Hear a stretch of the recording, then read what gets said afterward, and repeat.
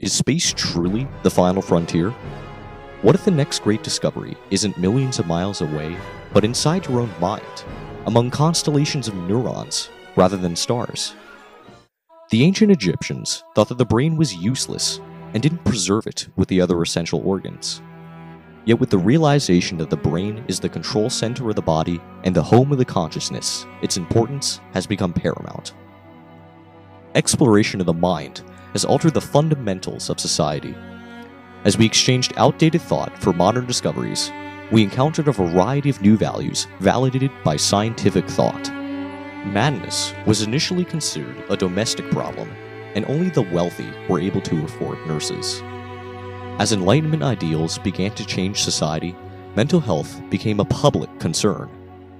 Lunatics were often placed in prisons. They were treated harshly, the most violent confined or even given shock therapy. Enlightenment thinkers embraced the notion that humanity could be improved through rational change. Members of society on the streets were swept up and placed into poorhouses or workhouses. Reformers believed that these misfits could be made into productive citizens through discipline if provided with a structured environment. One such reformer was Dorothea Dix.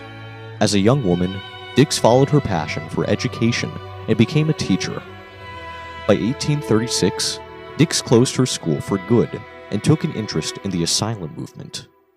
By the time she died in 1887, Dorothea Dix had established 32 treatment facilities across the United States, leaving a legacy that impacted the lives of the mentally ill decades after. As she campaigned for the establishment of better treatment facilities, she supported a model of healthcare that entailed compassionate care for patients with mental illnesses.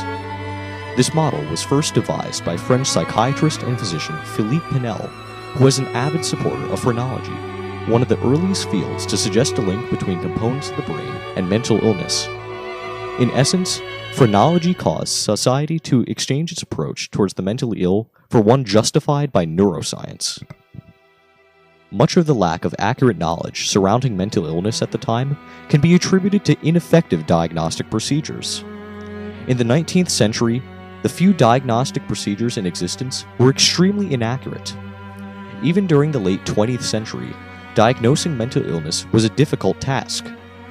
In 1973, psychologist David Rosenhan proved just how ineffective these procedures were in a famous experiment.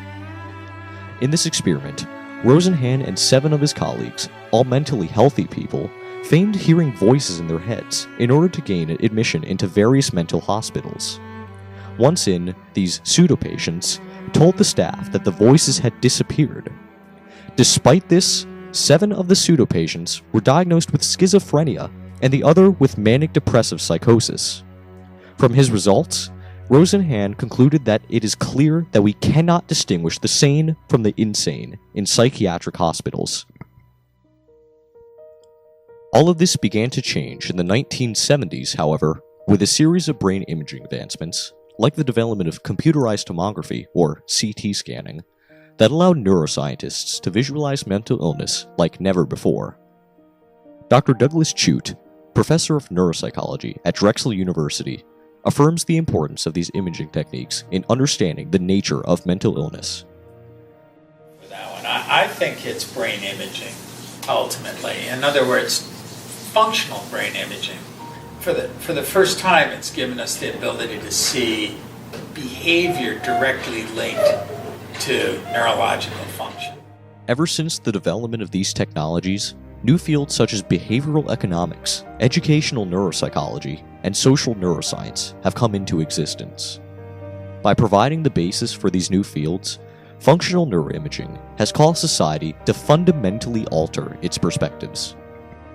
Despite these advances in technology, a common misconception remains that the mentally ill are inherently more violent than others. In Tucson, Arizona, Newtown, Connecticut, and other locations throughout the United States, a series of shootings perpetrated by mentally ill individuals have occurred that fueled these beliefs. As a result, the public has come to believe that mental illness was the underlying root of this violence. This maelstrom of confusion has caused many to turn towards neuroscientists for answers to their questions. How do we explain what's recently happened in Paris? There's a mass shootings and so on? Are these people somehow abnormal, and we would discover that ordinary people in fact can do heinous things, that there's nothing really the matter with their brains? The public sphere saw overhauls in a number of areas as neuroscience became more widely used and information was made available. Governments of several countries have employed the consultation of neuroscientists and psychologists. As understanding of the mind improves, more successful and efficient deception detection techniques are created and utilized in warfare and espionage. These scientists have also made major strides towards combating post-traumatic stress disorder, which affects as many as 20% of American soldiers who served in Operations Iraqi Freedom or Enduring Freedom. One of the main issues it faces is the use of mental illness diagnoses in evidence in criminal proceedings. With the increasing use of the insanity defense, or blaming crime on mental instability, the need has arisen for a new standard of ethics, bridging the gap between the brain and the law. A pseudo-form of neuroscience also made its way into education. In the late 1990s, the children's educational television industry boomed, buoyed by claims that television could advance babies' linguistic skills. Baby Einstein, one of the first and most successful television education companies, reflected this sudden public interest. The company's revenue grew from $1 million in 1998 to $25 million by 2001. Eventually, several studies proved that the programs resulted in no significant improvement, and the public instead turned towards the idea of creative play.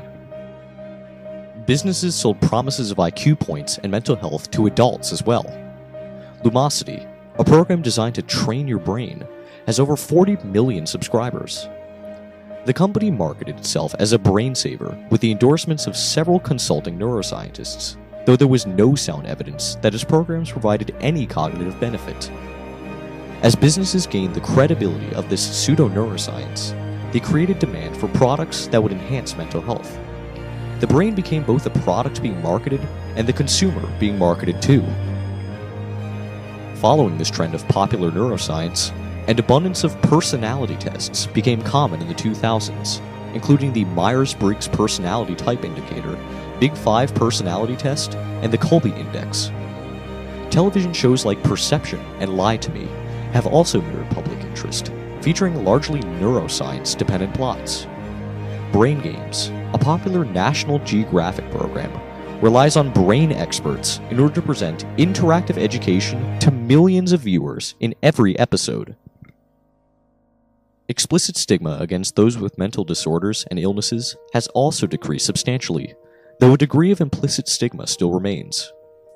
According to an interview conducted with Dr. Susan Wenz, assistant professor of psychology at Lafayette University, stigma can lead to decreased use of mental health care services, poor adherence to treatment, loss of self-esteem, lower income, lower government investment in mental health research, and more. The National Institute of Mental Health and the American Psychiatric Association have been key players in framing mental illness as disorders of the brain, enabling the movement over the past several decades to view psychiatric disorders as medical conditions. This current perspective, however, holds to the implication that there is something fundamentally wrong with those with psychiatric disorders, an assumption that will likely erode in the coming years.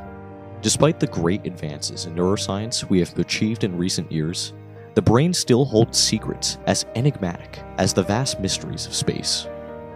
Yet with an emerging interest in this field and improvements in technology, we may one day be able to understand the core of what makes us human. The future rests on our shoulders, literally.